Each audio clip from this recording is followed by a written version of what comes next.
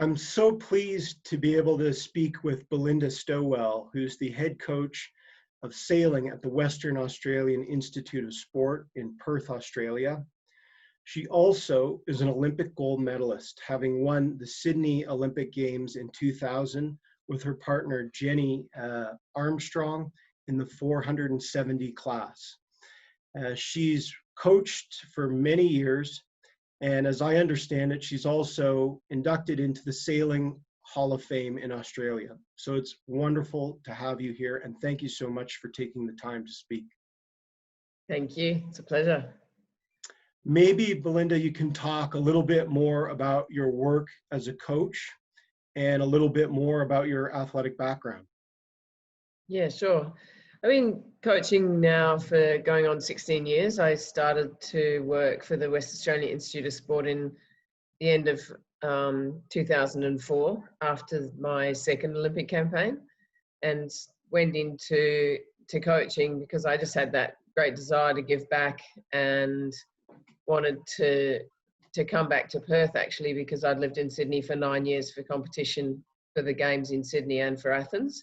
And so wanted to come back to Perth and make the most of an opportunity that was here. So came into the West Australian Institute of Sport and set up the sailing program. There was no real structural program in Western Australia at the time. So it was encouraging to be able to come with a clean slate and design what I thought would work. And I thought it would be a 6-month, 8-month job, but I'm still here after 16 years. So being able to give back to the athletes, but also that lure of wanting to see them progress and wanting to help them further and see that whole journey was something that I felt like I couldn't walk away from. And once you've got that athlete's career in your hands, you feel very responsible to ensure that it continues. So after that period, I guess now we've got, looking down the barrel towards 2021 Olympics, we've got the highest number of sailing athletes on the team. Hopefully, we've got one more boat class to be selected, but they've done everything they need to. So, looking across to the athletes, it's great to see that there's 3 WA athletes that will potentially be at the 2021 Olympics, and that's a great achievement. It's the most we've ever had from the state and a high percentage of the team. So that's really where the vision was 16 years ago, was to try and see what I could do to be able to get more WA athletes to stay in the sport, because we had issues with retention beyond the youth age, and then to be able to get them onto the Olympic team. And obviously that's in working hand in hand with the national program and being able to marry in what their needs are with what we need to do to get those sailors up and onto the national program and then onto the Olympic team. So that's been a great journey to hopefully see it flourish in a year later than we expected, but that's what we have, and hopefully the Olympics will go ahead then. So that's on the side, and just working through with them and all those points that you sort of see the progression of athletes, but also the progression of myself as a coach, and gone through many ups and downs as a coach to learn what that meant, and dealing with different athletes, and I guess along the lines of injuries and stuff, and helping athletes get through that injury with a team I worked with in 2008 was probably the most significant, where it's probably more of an illness than an injury, but yeah, significant time out of the boat and being able to help nurture them back in to then come and win gold in the 2008 Olympics. So that's probably one of the more significant. And into my own athletic career, I've done 3 Olympic Games. So I did 2, as I mentioned, 2000 and 2004 for Sydney and Athens. And then I went into coaching, and then one of my athletes from 2008 actually asked if I could jump back in the boat and compete with her for 2012. So I jumped out of coaching into being an athlete again, and competed in 2012, and then jumped back out and back into the coach boat for the rest of it, and happily retired from being an athlete, because I think my old body's seen enough injuries that it probably won't take that level anymore. And so, yeah, in line with what your target is, obviously suffered a fair few injuries along the way, and probably most significant was injuries in 2000 and injuries in 2012, and just being able to overcome those. And obviously 2000 was far more successful, but still being very competitive in the end. Yeah, it's impressive to come from coaching and then back into competition. Not many people, I would imagine, are able to do that. But I'm curious a little bit more in terms of your coaching. And you said when you came back to Perth and started the coaching program, it was really a clean slate.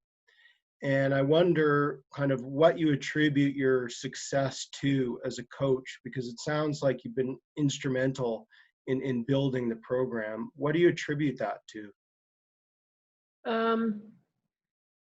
A couple of things, I think. One, I had good vision of what I felt needed to happen. I was very open. I had the gates wide open just to take anybody in. I would drive around the waters of Perth, and as you know, there's a lot of them. And I just drive around looking for sailors because we didn't have a program. So I just drive around and say, hey, do you want me to coach you for a day? And I just have a look.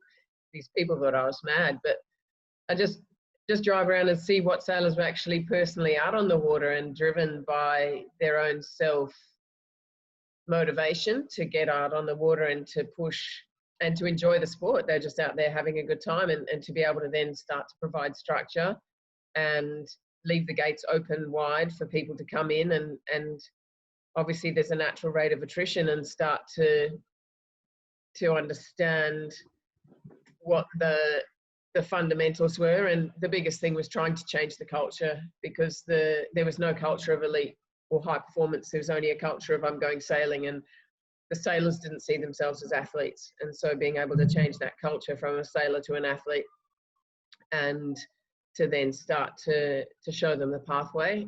The next step was probably working very much hand in hand with the National Federation to be able to open those doors and to make sure that we're working within the pathway system and creating the pathway system a little bit further for them in a national way, to try and deliver certain structures.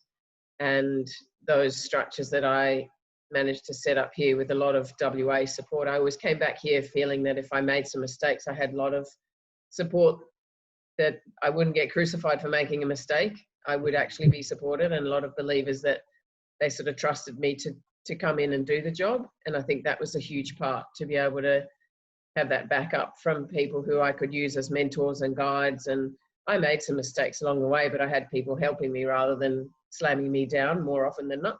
Mm-hmm. And to then work with the national program and really understand the role in the state to the national program, being able to say, well,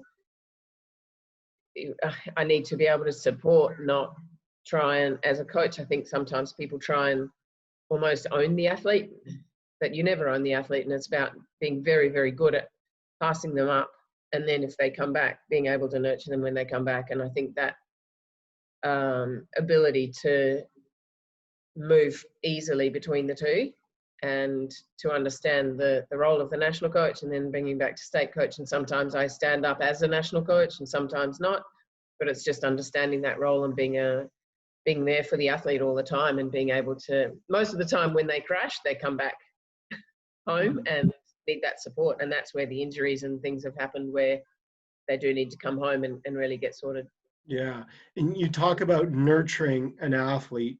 I imagine in particular in the case of injury, there's nurturing that's beneficial. Maybe you can speak a little bit more about the value of support or nurture, particularly for an injured competitor. Yeah, it's about having that real support, that for them to see that it's okay, that it's going to be a break, but how do they keep connected? Because as an injured athlete, you feel very isolated. And so being able to feel that connection, and whether it's just connecting with videos or connecting with tasks or certain goals that they want to achieve, or whether it's just monitoring their rehab and making sure that they're going well. But then it's also having a program to get back in the boat, and having really clear stepped program to get back to sailing. And I felt that was always a big driver, was that very stepped out approach of what it looks like to get back in the boat, and understanding, okay, well, first of all, you can I had an athlete, for example, with, she always says that her operation was a choice, because she had knees dislocating all the time. And so she got a bilateral tibial transfer. So she had both knees done at the same time. And there she is with two straight legs in these huge braces, and being able to go, well, I can't walk at the moment. What does it look like? And so to have that timeline where we actually had her just being able to sit in the boat, so got somebody else to sail the boat out, and then she just transferred from the coach boat, just sat in the boat in light air and sat and steered just to get the feel back, and just to be in the boat and just sat there with her legs straight. As soon as she could bend her legs to a point, we got her to sit there and just sit and steer, no maneuvers, nothing, just sit and go in a straight line. And then got the other girl to come in, back the boat across to the new angle, and then swap them again, and she just sit and steer. And things like that, just to give them a little bit of a feel back to go, okay, I'm back on the road. Right. It was enormous to be able to really step that approach out. Yeah, so I want to come back to that point about kind of the pathway and really articulating the different steps to the return to sport. And also you mentioned that issue of isolation and how that can be prominent for injured athletes. So I want to revisit those points.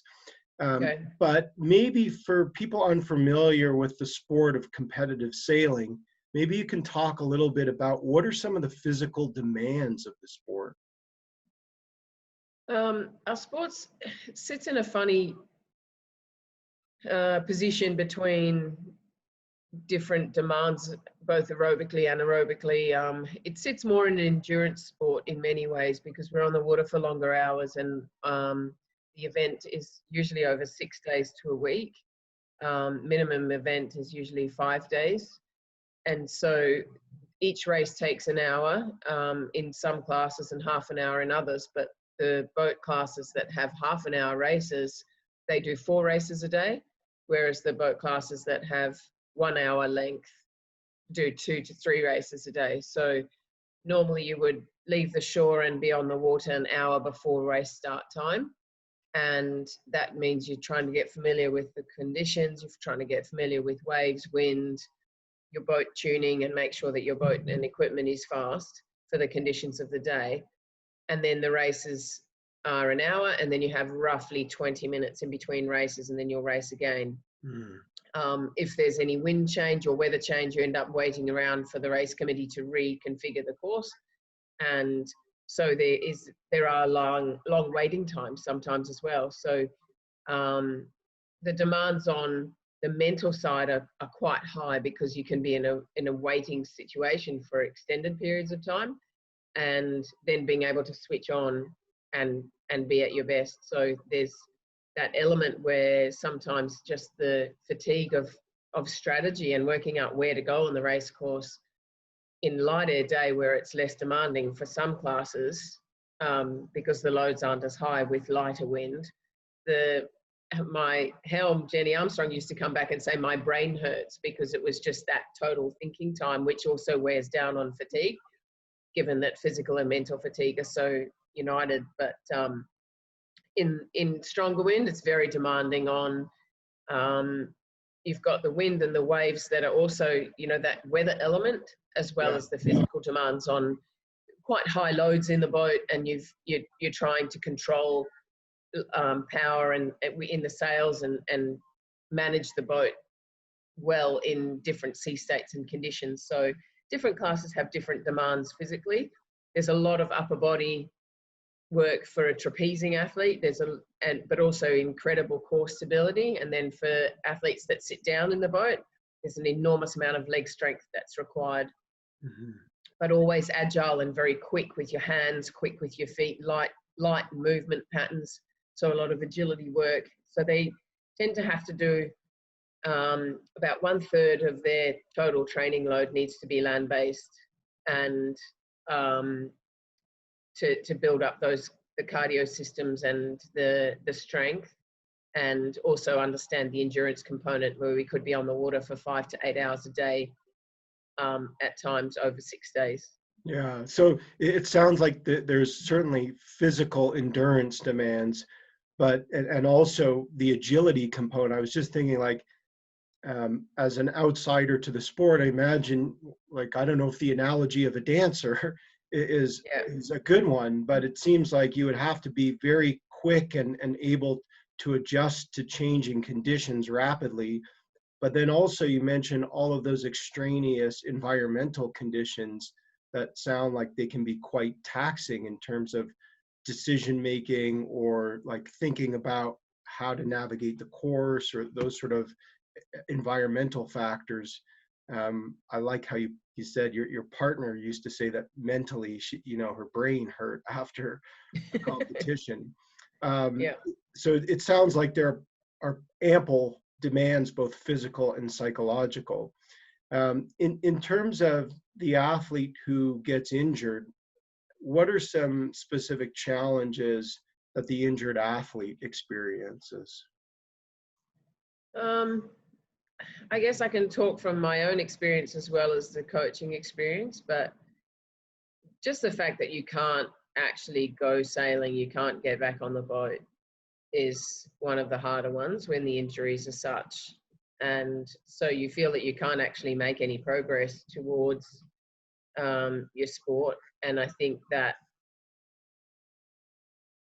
whole approach of, I always now say, well, you've got to have that mentality of what can I do, not what can't I do. And you always go to the physio or to the doctor and they say, well, you can't do this and you can't do that. And you go, yeah, but what can I do? Can I go for a bike ride? Can I go swimming? Can I go, what other things can I do? Versus what I know what I can't do. It's pretty obvious I can't, from a variety of injuries. And just working through that with the athlete of saying, well, what can you do that will help? And sometimes it's as much as doing parts that and understanding the connection to the sport. So Mhm. if Do it might be you land based, but what is the connection to your sport and being able to be clear with that? Right. And maybe you can tell me more in a second about some of the injuries that you've experienced as a competitor. But I wonder if that mindset of thinking about what you can do, having had injuries as a competitor, if that influences how you coach or work with your injured athletes. Oh, 100%. It's that internal knowledge of knowing what it feels like when you can't do something. And I know just the diagnosis was absolutely flooring for me, my first diagnosis, because I was in the middle of an Olympic campaign and they said, well, your shoulder's stuffed. It's like ice on a plate. You need surgery. It was dislocating and subluxing out of the joint most of the time, subluxing. But they just said, look, you can't operate because a lot of the job I had is sort of arm up here at end of range and loading. It's like a one arm chin up when we're trying to get on and off the trapeze. And so that concept of being told that your Olympic campaign needs to stop because you need an operation and it's going to be 7 months to 8, 12 months out of the boat. And I go, well, I'm in the middle of the trials, or the trials start in 2 months' time, and that's just not an option. And I remember going to the doctor and getting the diagnosis, and then I had to sit on a bus all the way home, and it stopped what felt like at every stop possible. And I was just sitting at the back, bawling my eyes out, going, how am I going to get through this? This is like, and I think that's sometimes the hardest part of the injury is the diagnosis. Yeah.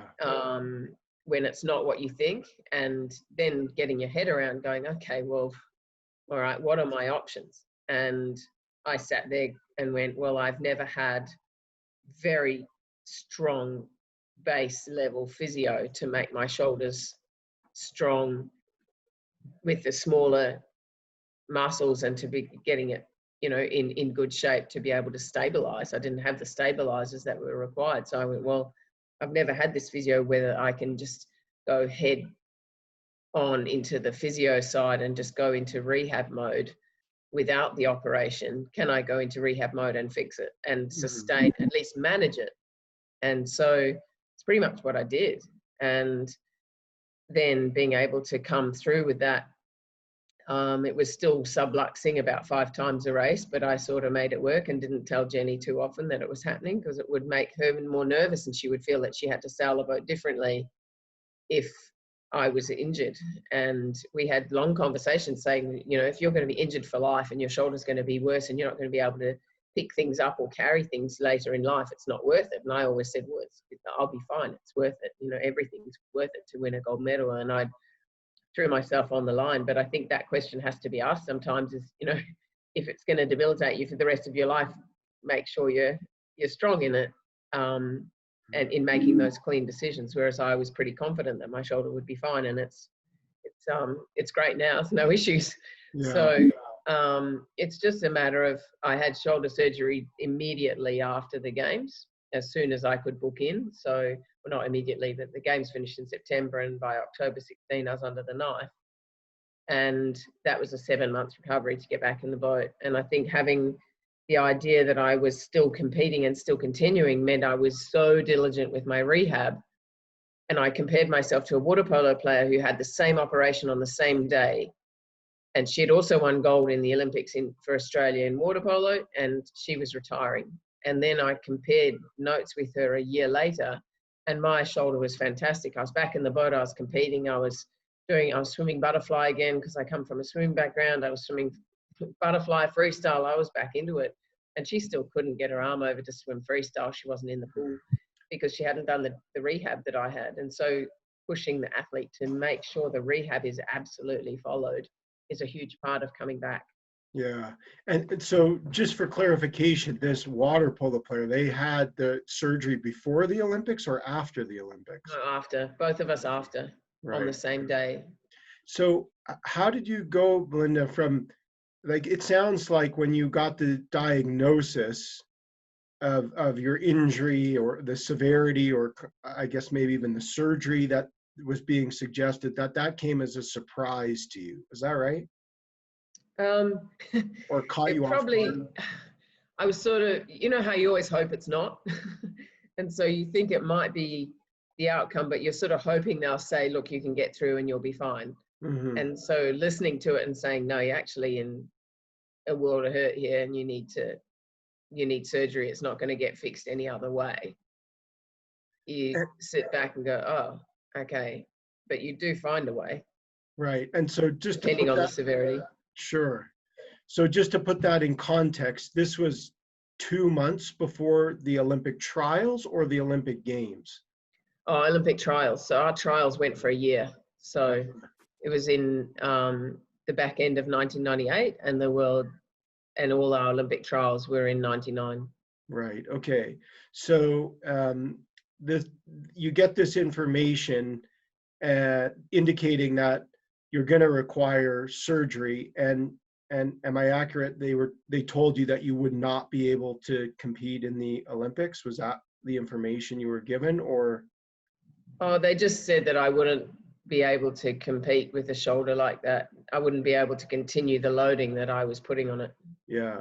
And so kind of what made you think that, you know, if I try rehabilitation, that maybe that'll work, or that might be efficacious in enabling you to continue training and eventually compete in the Olympics? I think good advice from a few people, and being able to get a second opinion, being able to, you know, one surgeon says you're not going to survive, it needs it now, whereas another surgeon said, look, you know, you're probably going to keep tearing the labral, you continue to have a labral tear, you'll just tear it further and further, and eventually it'll pull off the bicep, but it's up to you how much you want to risk it. Mm-hmm. And hearing different things, and they go, well, you know, it's going to get worse, but it's up to you. You may end up with your bicep in your elbow, but you may not. And you go, oh, I'll take the risk. And, you know, or things like that. And just getting more opinions, going to a physio to actually say, reassess the whole shoulder and say, well, look, actually, you're very weak in the stabilizers. You're weak here, you're weak there. We can improve these things and see where it's at. And, you know, discovering different ways of trying to manage it. And people, I mean, I went through things where people tape the shoulder up and then it would sublux. and I couldn't get it back into place. So I decided, well, taping, I'm never going to tape it again because that was awful. And it's just, you know, finding your way through it and being able to say what works. But I think just getting good advice from a good team of people, and not necessarily just one person. It was getting 2 opinions from 2 surgeons helped, to hear 2 different views of it, to hear more, to really study it. And they showed me pictures and they showed me the joint, and then I would go on and read more about it to have more information to understand exactly what was happening, so that I was going, okay, well, when it is subluxing, I understand this is what's happening. Therefore, all I have to do is this to get it back into that working mode, you know. And I was pretty clear on what was going on inside, so that I could manage when the pain was happening, what was good pain, what was bad pain, and when did I have to actually stop, and when could I push through. That was quite valuable. So that information seeking process, of not only just getting a second opinion, but it sounds like you also spent time trying to understand the anatomy of your shoulder and what was occurring, where the weakness was maybe. And it sounds like you mentioned you were very diligent about doing the exercises needed. Is that something that you would suggest to injured athletes, that they get information about their injury and find out what's happening to them? Oh, absolutely. I think the more you can understand your body, athletes love to, we're very in tune with your bodies, and you know your body better than anybody else, and you know what those signals are. And I think being able to understand those signals and not become completely absorbed in the signal where it becomes an issue, but to be able to recognize those signals and manage the good pain, bad pain conundrum, but also knowing your anatomy better, knowing your body better. The more you can know your body, then the more you know when to push it and when not to, Right. in those boundaries. And I think it's just exploring those boundaries for yourself and understanding that for every athlete, the more they can understand about themselves, whether it's mentally or physically, the better you're going to be and under the pressure of competition. Right.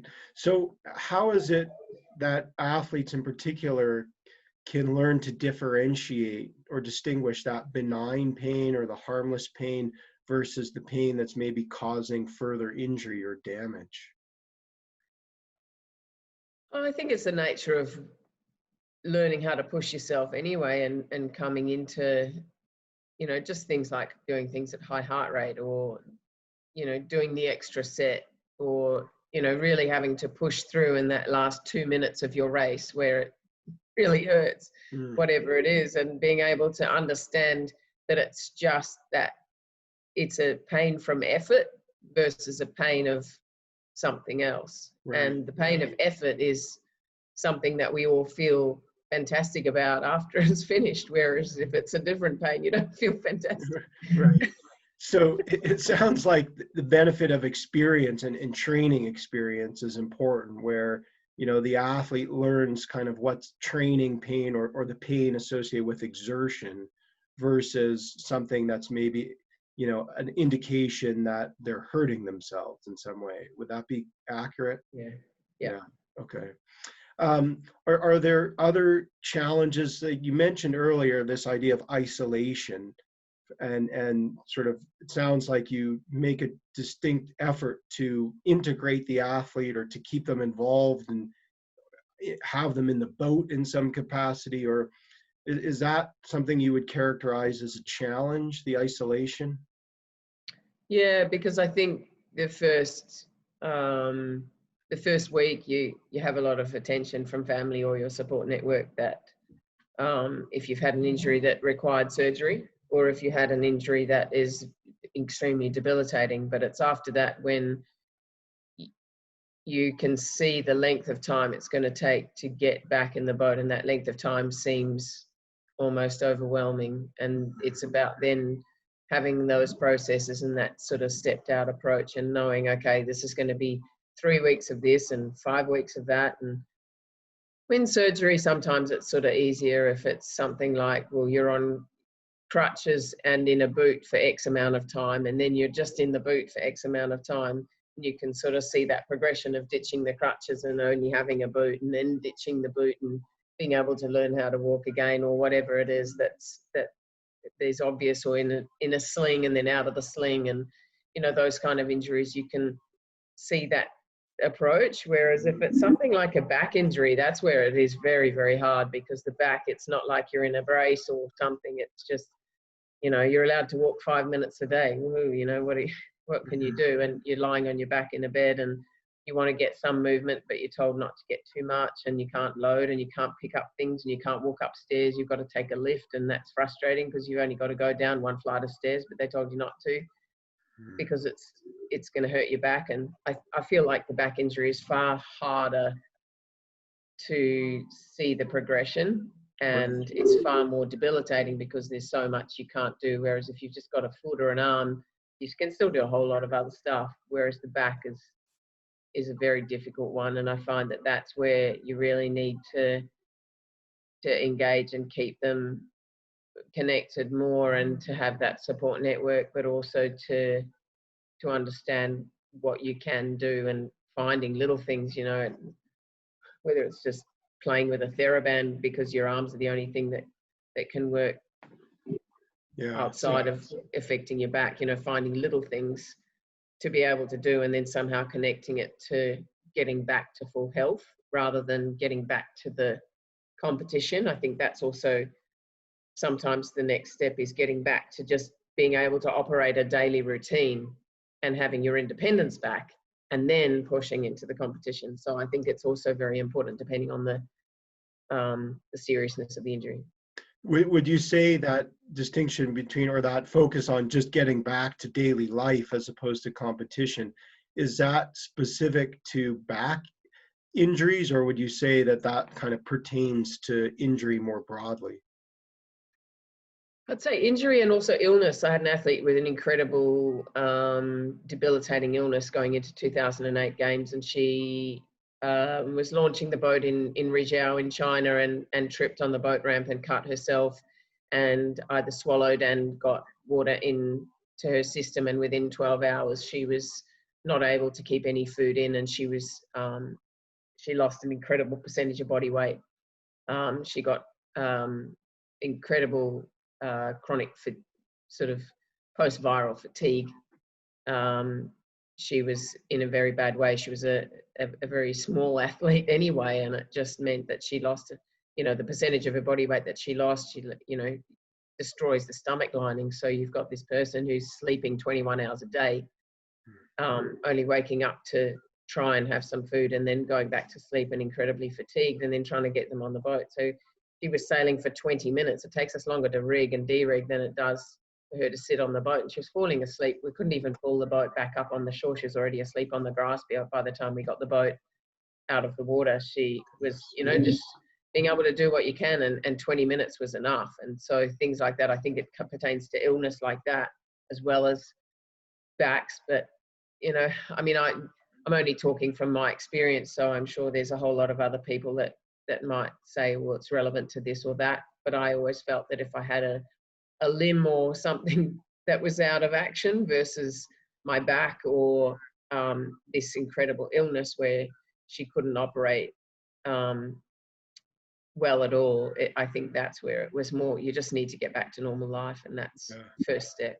Right. So particularly for something that's so debilitating, whether it's an injury or illness, it's, really just a matter of being able to walk around without falling asleep, like assuming daily tasks as opposed to just regaining some normalcy. Absolutely. You just want to be able to go to the shops and buy what you need and walk home with it, and being able to carry 5 kilos of shopping or whatever it is. And it seems so basic, but sometimes you can't even do that. So just being able to do that and have your independence back is the first step. Sure. And you mentioned, particularly for some injuries, if it's prolonged, that time can seem so daunting. And I want to pick up on that issue of time. Is that forefront and center in the mind of the athlete in terms of, like, how long is this going to take for me to get back? Is that their kind of main preoccupation? Yep. Yeah. And usually there's a target, because you want to get back for a certain world championship or something like that. And that was the difference between myself and the water polo players. I was trying to get back to another Olympic campaign, and I wanted to get back on the water and start training, whereas she wasn't getting back for any target. There was no target. So the drive in athletes is always goal driven or timeline driven, whereas I think if you're not an athlete, well, then maybe there's some major issues of for people where they do just want to get back to normal life or want to get back to something else, but it's not as critical because there's not a date on the calendar that's saying you need to, you know, get to this point, or you lose your funding, or you lose your selection, or you lose something. Whereas I think with athletes, because there's that time factor, it does put a bit more pressure on it, but it also probably helps where you say, okay, well, I need to be doing X by then, or if I can't, well, what do I need to, you know, do I need to not do that world championship and just try and do something else? And making those decisions around it is hard, but sometimes necessary. Mm-hmm. So there's a sense of urgency for the athlete in some ways, maybe because of external factors, whether it's, you know, a particular competition, or you mentioned like funding, or and you indicated that in some ways that can be beneficial. Yeah, I think because you become more diligent with your rehab, you don't let it slide. Mm-hmm. Or in my case anyway, I knew, and I've got a couple of athletes that are just amazing with their diligence, and the physios always say, you know, we give the exercises to the client, but most often they don't do everything we ask them to do. And if they say 3 times a day, it's 3 times a day. If it's, you know, twice a day, it's twice a day, and sometimes maybe a third, just to see if I can get in front of the rehab. And so both myself and the athlete that I with the double knee surgery was in front of the rehab timeline because they were so diligent with their exercises and doing exactly as prescribed. Mm-hmm. So I'm picking up on that point without kind of assuming the obvious. Maybe you can speak to the importance of being diligent in one's rehabilitation, or why that's beneficial. Yeah, I think you go to the experts for their opinion and for their guidance. And so to not listen to it and not adhere to it is something where I go, well, why wouldn't you? If the physio's recommended these exercises and you trust the physio enough to go there and pay the enormous bill of whatever it is, weekly or twice weekly, where you're going for their advice, then take that on and do the exercises required. Because if you want to get back, that's your way to get back. And if ultimately it's about getting back to your full health, getting back to your full competitive performance, you don't want something to be left undone. And if it's that 5%, 1% that can make the injury reoccur, that's absolutely what you don't want. And so I think that drive of just going, right, I really have to do those exercises because it's going to make me better. It's going to get me back. And I think just being understanding that if you've got the right people guiding you, then you should trust that to yourself to make sure that you're doing what you've been advised to do. And if you don't trust the person, well, you need to find someone that you do. Yeah. So assuming you're working with people that you believe as an athlete to be competent and expert in their advice, that it's important, you know, you mentioned kind of this idea of making sure that you've done everything you can, or leaving no stone unturned, I guess, to make sure you optimize your chance of recovery. Yeah.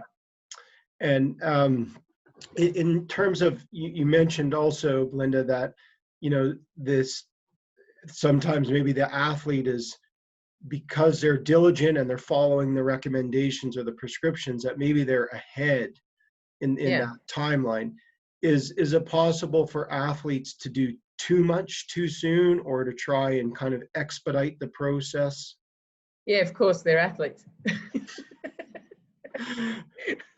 Good answer.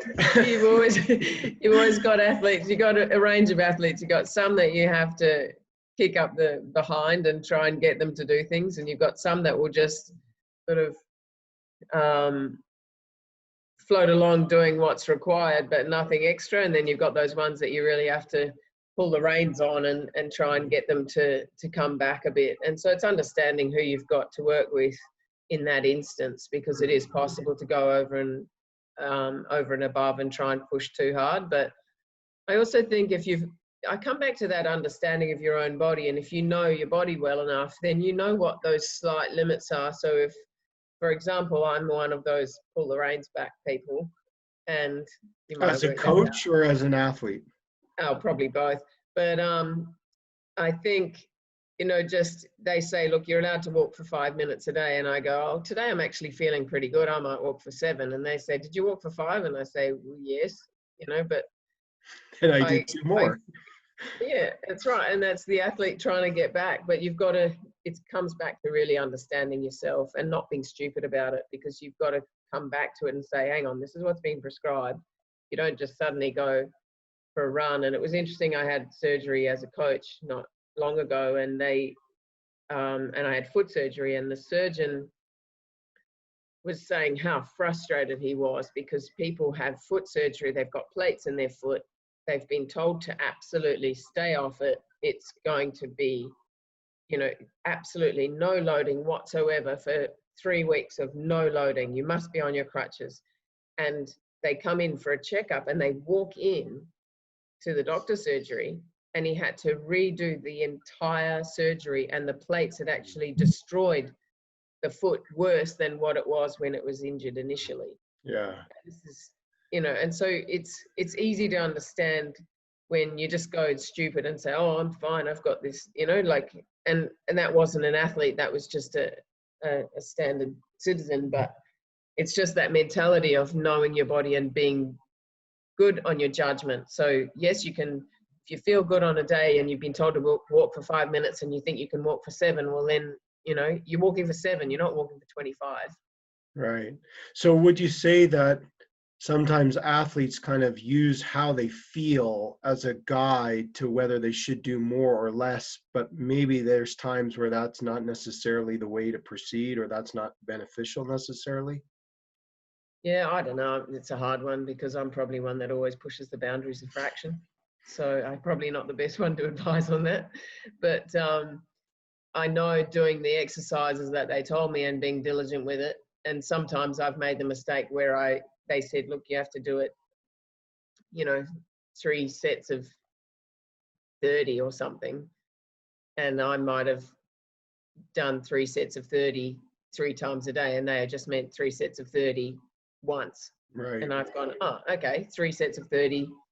And I sort of put it in, and then they go, oh, no, you're not supposed to be doing that many, come back a bit. And so it's also about continuing to revisit your expert advice and being able to understand exactly, if you feel good and you say you've pushed it a bit further, then they might say, oh, actually, you're ahead of the curve. I can give you more, rather than not communicating it.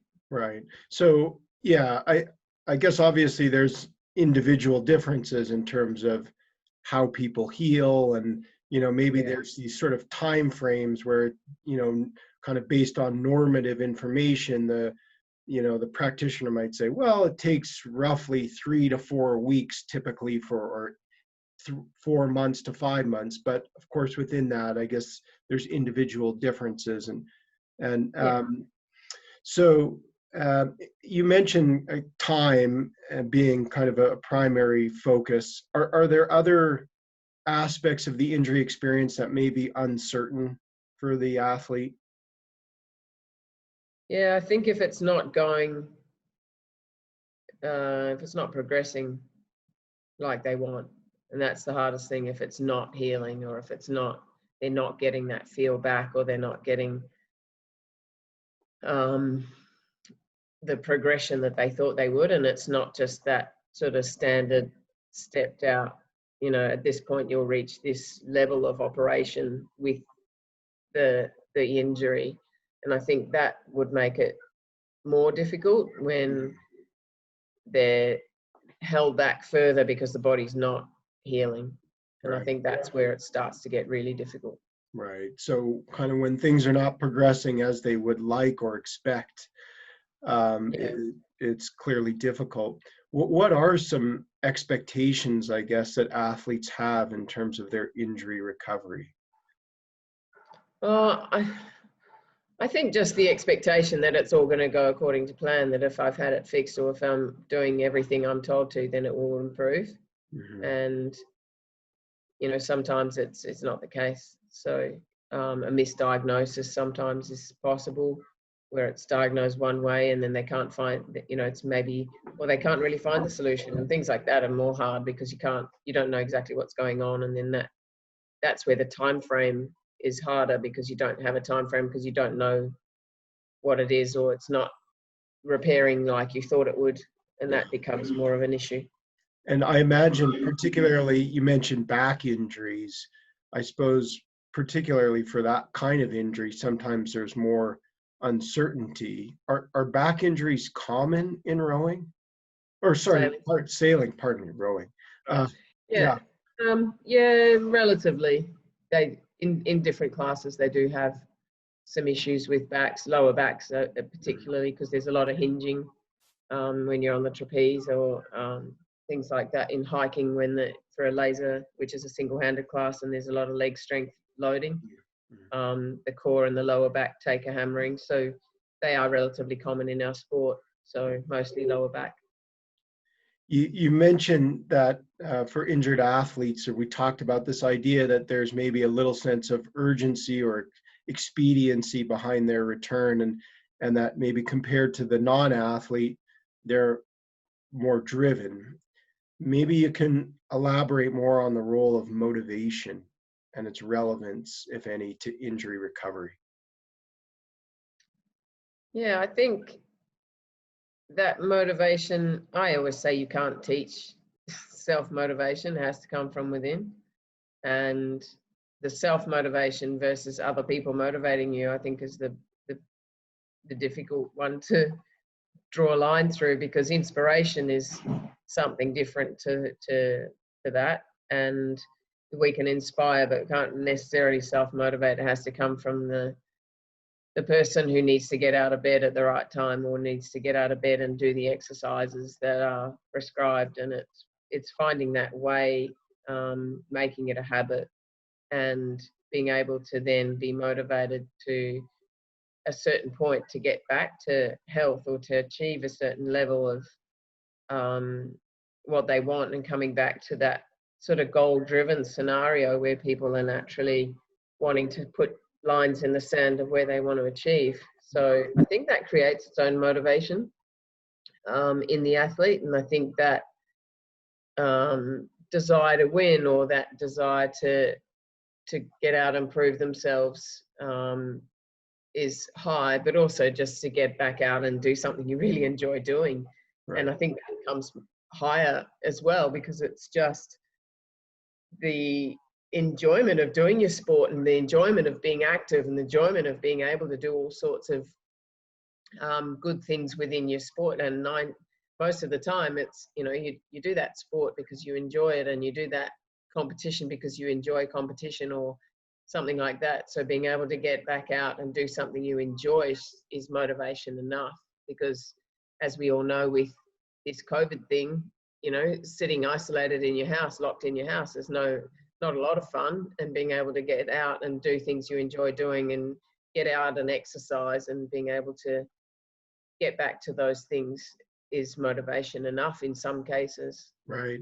So, before we were talking about some of those external drivers or motivations, maybe it's a competition, which I guess is something external, or maybe there's funding, or maybe there's kind of this idea that you're coming back because of your partner, not wanting to let them down.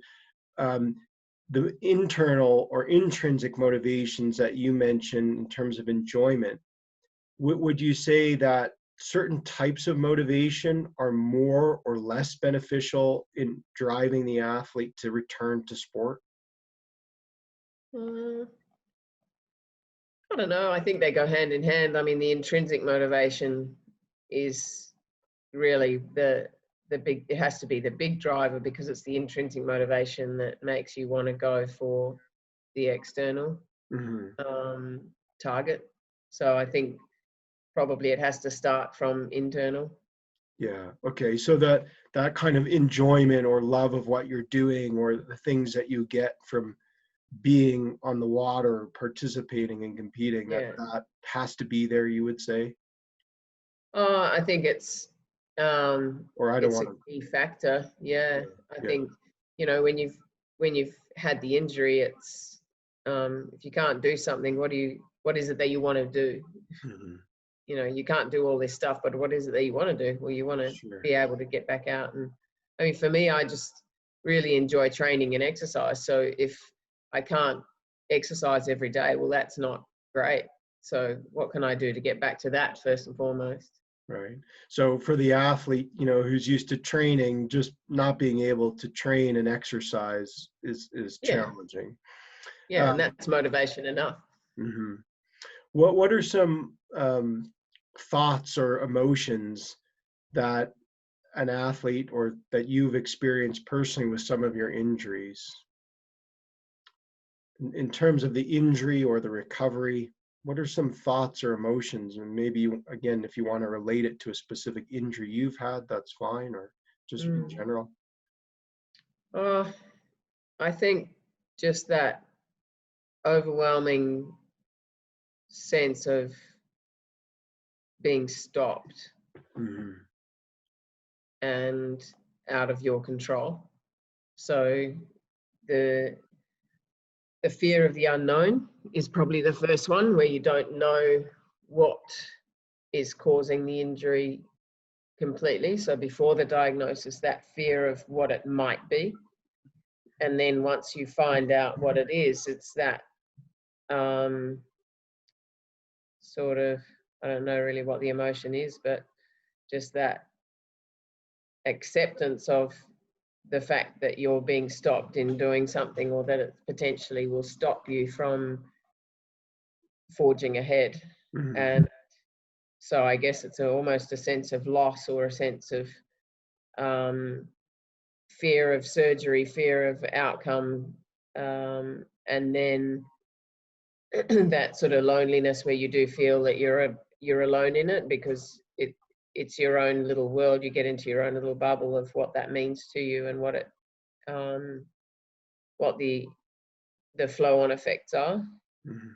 And then there's also that resilience, where we all need that resilience and mental toughness, where you get to a stage of going, right, okay, well, what can I do? How am I going to attack this? And being strong, and that internal strength of willpower and positivity, being able to come back to saying, right, I've got to search through this and dig deep. And what is that sort of resilience and mental toughness side to me that I need to take? And then it becomes more courage and determination, where you start to really feel that I'm going to attack this, and starting to build your own inner strength and that courage to move forward on it.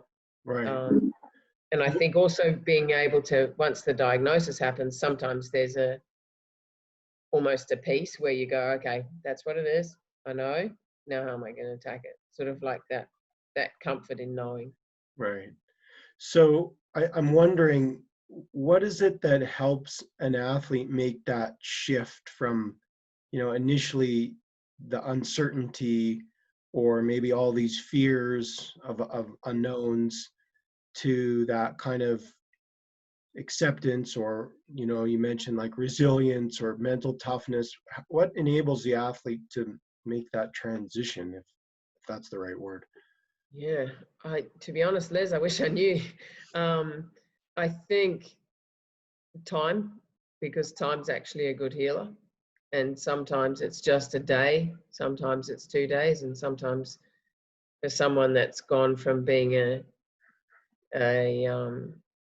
able-bodied person to being disabled with one limb hole missing or something like that, it's a much longer time, or it's a glow of inspiration that they see something else that they can do, and being able to then be inspired to change direction and do something else. So I think it's terribly individual in that, but feel that it's probably just something that grabs you, that you feel is worthwhile to achieve, or sometimes, like you said, is it internal or external? And sometimes it's just, I'm going to show them I can get back. They've told me I can't. I'm going to get back and do what I need to do. Or other times it's that sort of determination of whether it's wanting to win a medal at the Olympics. And so it's always this 4-year journey that's just striving to get back. And once you sort of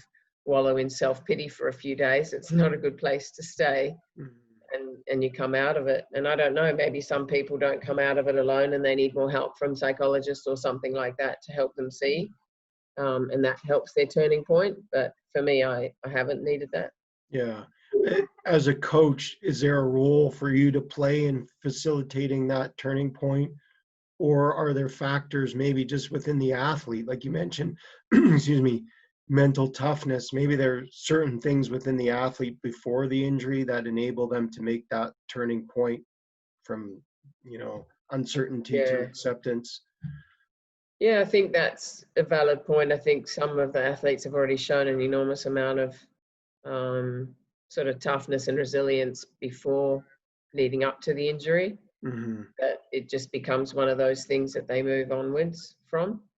As a coach, I feel like that connection of giving them the self-belief of what can you do, and the self-belief that they should be continuing, that it's not the end point, is quite important to have that support role. And like I said before, with regards to feeling alone about it, having someone on your side and someone who's got your back through it. And a lot of people write you off in injury and they go, oh, well, they're not a factor anymore. But being able to come back out and be strong on the stage again is, you need some good people behind you. And I think that's the role of the coach. Yeah. So what are some things in particular as a coach that you might do to provide support for the injured athlete or the recovering athlete? I think just being by their side when they're trying to come back is important. You need to sort of leave them alone to a point where they're doing their physio exercises and just trying to get back to a certain level. And it's just keeping connected verbally or on the phone with them through that stage where they've had the operation. There's a certain amount of time that they just need to be doing their physio exercises and resting and let the body do its thing. And then once they are at that level where they can do a little bit more, then I think the coach can step in a little bit more and start to help them with more relevant exercises to their sport, because there's definitely a stage of you've just got to lie down there and let the body recover. And it's not about doing anything else. But I guess where I've seen is maybe sending videos or inspiring them to read certain books, or giving them the option to do certain things like that and become a student of their sport through knowledge, and just gaining knowledge during that time is quite critical. Right. And so for one of my athletes, we just set up a workshop once a week where we would just go and study things for sailing, and whether it was venue specific or whether it was rules and things like that we always got a high tactical rules situations on the water. And it's just becoming, whether it's learning about strategy and tactics and understanding the venue where they were going to go and sail next. That was a huge point in getting them back, where they didn't sail for months, and then they only had 4 weeks and ended up qualifying for the games at the one point, because they'd done a lot of work mentally and being kept active through that time.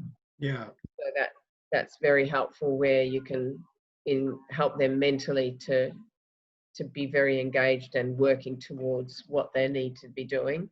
The power of visualization is enormous. And so being able to help them with mental imagery and visualization and all those mental skills and the power of knowledge and mental preparation is very, very high. So maybe you can elaborate a bit on the visualization point. What is it that you work with injured athletes to visualize while they can't compete? I think it's going through the race, understanding, seeing themselves sail, perfectly, seeing themselves going into certain situations on the boat, and that's probably the most powerful. And I was lucky enough to be a Rotary Exchange student when I was 16. Actually went to America and to Lafayette, Indiana, and worked with a terrific coach there who was at the forefront. And I grew up in Zimbabwe, so I went to America from a third world country. It was the biggest eye opener in the world. But to go to somebody like a coach like Jim Sharp, he was amazing with teaching us those basic skills. And I'll never forget those sort of first learnings of mental imagery and visualization, and then being able to learn more about it and apply it to my own coaching later on. And that power of going through the race, but also the power of putting yourself in a relaxed state and going to those places where you can mentally relax and mentally wind down as well, because there's a lot of mental sort of circles that people will go through in an injury where you can't really get out. And it's, I think, that level of knowledge of yourself and how to turn down the volume, as well as the visualization of your race, but also learning how to be relaxed and in more of a meditative state. Mm-hmm. You mentioned that phrase, being a student of the game. So would you say that that's an important aspect of injury, or maybe I was going to ask even, are there any benefits to having an injury, or is it just entirely a negative experience? I think in some ways it's actually a benefit. In our sport, you need to be a student of the sport because it's very theoretical. So they need that knowledge anyway. So sometimes we can take advantage of it when they're injured to say, well, you know, you never normally want to study, but guess what? No, you've got heaps of time. You can do this. Yeah. Some do, some don't. But I think the benefits of the injury is ultimately, I sort of look at it, and maybe it's a cynical way, but I sort of look at it and say any athlete that's working hard in their sport and trying to get to the top level in high performance, you're going to get injured at some point. So it's inevitable that you're going to have to deal with an injury at some level of your career. And sometimes the injury is what stops you and you can't continue. And other times the injury is something you just, learn how to deal with and move on. And we see younger athletes get injuries, or some people that have never had an injury and then they get the injury and it's only a smaller injury and it seems like a major disaster, but it's something where, if they've never had an injury before, then they haven't learned that mental switch and that mental approach to, okay, this is an injury, it's an obstacle, but an obstacle is there to be able to go around or over, and life will continue and my career as a sportsman will continue. So I think the experience of having an injury is actually very helpful because you learn more about yourself. Right. So it's an opportunity to sort of analyze the sport, to become self-analytical. You kind of mentioned that point about framing it as an obstacle. And it sounds like, of course, in sport, there's many obstacles. So is the idea there that, okay, this is one of innumerable obstacles, maybe a particularly difficult one, but, learning how to work through that has benefit to the athlete? Yeah, it makes them more resilient, and we need resilience in sport because it's tough at the top, like you're going to get knocked down, you're going to get into some battles at the top, and that resilience, it teaches you resilience about yourself, and you learn certain factors more about how you operate, and how you also learn what the depth of your character is, because you can find new ways of doing things, you can find new strength that you never thought you had, and you hear stories of people doing amazing things coming back from injury, and especially in the Paralympic world where they turn their lives around in an incredible way. And just that attitude of being able to continue and to push on through life with a totally different scenario, and it's sometimes looking back and feeling lucky, sometimes it's a very big time of reflection where you do reflect more, because often we're sort of moving from one thing to another and don't sit down and stop and reflect. So it does create the stopping time for people to just take stock. And I think we move in a fast world, and I think that's something that can be a benefit sometimes, where it's almost like your body's telling you to slow down a bit and you take a good reflection. And sometimes it means you change direction a little bit, but it's actually for the better. Mhm. Before, you had mentioned that point about injury inducing a loss of control. And I imagine for an athlete, particularly a high performance athlete, that issue of control over their body, over their routines, over a whole set of life things is important. How, or is it possible to assert some kind of control over the injury recovery or rehabilitation, or is that important to kind of regain some sense of control? Yeah, I think that's where the exercises come in, your rehab exercises, because I think that gives you control. Hmm. And, you know, doing that diligently and doing that systematically and understanding the systematic process of getting back to full health and performance health, I think that gives you control. Hmm. So, there's a lot of things out of your control, but that's something that's definitely in your control. And if you don't do it, then that's kind of like you're losing control over your progression. Yeah, and I was just going to say before, kind of you mentioned the exercise and kind of diligence or compliance as being the pathway to your return. And so kind of engaging in that, those exercises, would you say that, again, that's important, I guess, in sort of Mm, asserting control? yeah. Yeah. In terms of, you talked about different negative thoughts and emotions, but then also athletes kind of maybe shifting their thoughts as time progresses.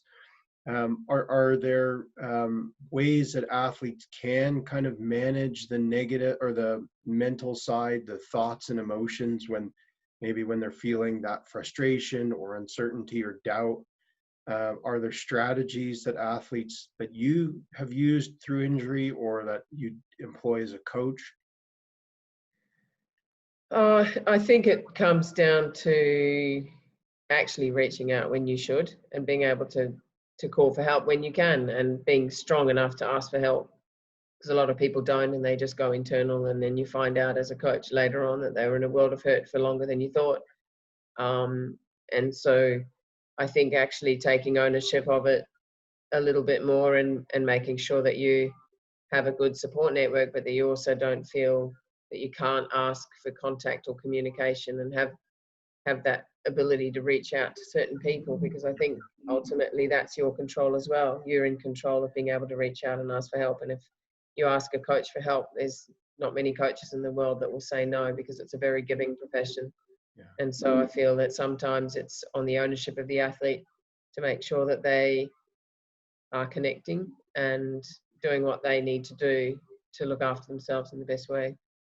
Is that hard sometimes for an injured athlete to reach out and say, I could benefit from this help? Or does that run contrary to kind of the athlete mindset, I wonder, of not, disclosing pain or difficulty? Yeah, it absolutely is. And it's very hard, but that's where the support network, it might not be to the coach, it might be to someone else, or it might be to, who else is in your support network? Is it a psychologist, or is it just somebody like your strength coach that you have a connection with that then can tell the coach? Sometimes it's not always a direct line to coach athlete, depending on the relationship. So you do want to hide and be strong. You don't want to show weakness. You want to be telling people that you've got it and that you're fine. But there's times when you're not, and that's also up to the coach to recognize that and to potentially reach out and um, and let them know that it's okay, and let them know that you're there, and it doesn't matter that it's a weekday or they're feeling bad or feeling down, and you're always going to have a bad day or two. Mhm. I think it's important that the coach recognizes the times when you do need to step in, and that the athlete probably won't reach out, but I think there's a balance between the two. Mhm. Is that relationship between the coach and the athlete particularly important in the context of injury recovery? Uh, yeah, I feel like it comes back down to your relationship with your coach, really, and what level you're at. Mhm. But I do feel that with the athletes I've had, there's a very strong relationship through that injury time, Yeah, yeah. and quite a How, good bond to be able to both look at it as a team, and we're both trying to get you back, and that approach of it, we're doing it together, sort of thing. right. And, you know, I imagine, of course, your experience and your accomplishments as an athlete, not only that, but um, the fact that you've had significant injury, I imagine that helps you kind of relate to the athlete in terms of what it's like to go through the injury experience. Um, are there, in terms of that point that we talked about, pain earlier, what are some of the types of physical or psychological pain that athletes experience from injury? Um,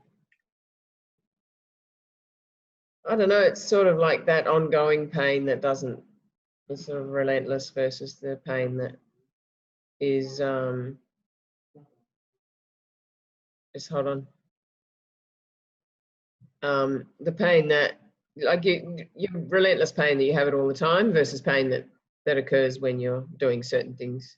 And Yeah. I think that's probably the difference, and some of it's worse than others. Hmm. So I just have a few other questions. Maybe you can talk about how communication, you mentioned kind of the athlete communicating with their coaches as being important. Maybe you can talk about the importance of communication between the different stakeholders or individuals in the recovery process. yeah, it's with that it's hard because you've got to try and manage expectations. And so if you are out, the more information you can give people to manage their expectations, so they're not expecting you to be on the water or in the water or on the field within a certain time, that it gives you a bit more space, and there's not that that push from management or from stakeholders to be demanding on you when actually you need another 3 or 4 weeks of recovery, because then that will bring you back too soon. And you see it a lot in football, where Australian football potentially, where they do their knee and then they come back too early and they do it again and they do it again, and you know, they end up with knee surgery so often and they never play.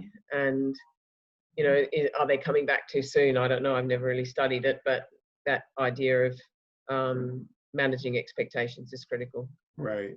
So how do you make decisions about when the athlete is ready to start getting back into maybe sport specific training or specifically to compete at an event? I rely a lot on the medical team. I don't push outside of that guidance. And again, I have trust in the doctors and the physios that we work with.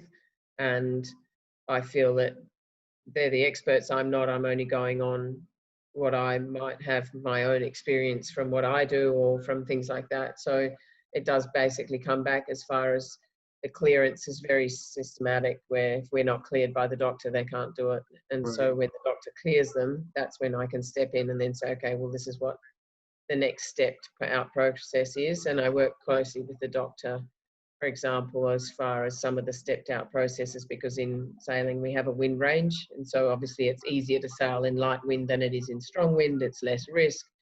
So if you've got someone with a head injury, you're not going to send them out if there's a danger of them being able to hit the head on the boom or something like that again. And so being very, very managed in, yes, you can sail in up to a certain wind range and things like that. Right. So you're considering specific factors relative to their injury and whether they should be returning or not on that basis. Yeah. Is the decision about their return to competition solely one based on their ability to meet physical assessments or parameters, or is there some other component of their psychological readiness to return? Oh, I think it's both, because I think one comes with the other at certain moments. Mm-hmm. So if you've got one with the other, you know, if you're not physically ready, you're probably not mentally ready. Whereas sometimes you're physically ready and you're not mentally ready because there's the fear of going back into competition because you've been out for too long. Mm-hmm. And so sometimes the mental process needs to be addressed on its own because of that fear of going back in and potentially risking yourself again, or that nervousness to repeat the injury, or nervousness that you've been out for so long that you don't have the skills you used to, etc., etc. Mm-hmm. Are there any observable signs or indicators that the athlete may not be mentally ready to return to competition? Yeah, usually they're just Mm-hmm. avoidance and sort of protectiveness, and you'll encourage them to do things and they'll just find excuses as to why they shouldn't. Yeah, okay. My last question for you, Belinda, is if you were to give one piece of advice for the injured athlete, what would it be? Do your physio exercises. Perfect. Very straightforward. I love that. Yeah, I mean, it sounds like from your experience, certainly personally with injury, that was really imperative. Yeah, absolutely. I wouldn't have got through and been able to win the trials and go to the games if I hadn't done it. So for me, that was critical. And then the same with being able to get back to coaching. I've had a few injuries since then. I've had a back injury in 2012, and it was just, you know, getting the people you trust to work with you. And I ended up with my back injury going backwards because I went and saw somebody that I'd been advised to see, and they did stretching and they just pulled my back into a position that should never have gone into, and ended up with it worse for, took another 3 or 4 weeks to get back into any way, shape or form of being able to walk around. And so things like that, you've got to be able to really trust the people you work with and follow solid advice. Yeah, I know I said this was my last question, but you triggered a thought there. So while I've got you, got to ask, I mean, how is it that the athlete should decide or can decide whether they should trust someone?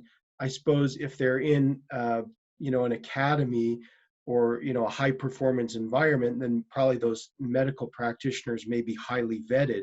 But what if you're outside that kind of system? How does the athlete know whether they can trust the medical provider or not? Yeah, that's hard. I was injured in Spain, so you're dealing with a whole different can of medical teams and people, and you've got no idea. It's different culture, different language, different things, and that led to me not getting the best, or being set back a bit by somebody that thought they were doing the right thing and it wasn't the right thing for me. Yeah. And so yeah, it is hard, but normally you can tell your own vibe whether you sort of can trust that or not. And I guess referring back to those that know you to say, try and connect when you're not in that environment. But usually asking more questions and trying to find out that, but you usually have a gut feeling, I reckon. Sure. Yeah, but I think that point is important. Just Yeah, asking questions absolutely. and, Yeah. getting some sense of whether the information, whether you're satisfied with the response or whether it seems like the response is credible or legitimate. Yeah, absolutely. Yeah. Yeah. Thank you so much for your time and Pleasure. your expertise. Yeah, I know athletes will benefit from hearing the information and experiences you shared. So great to be with you.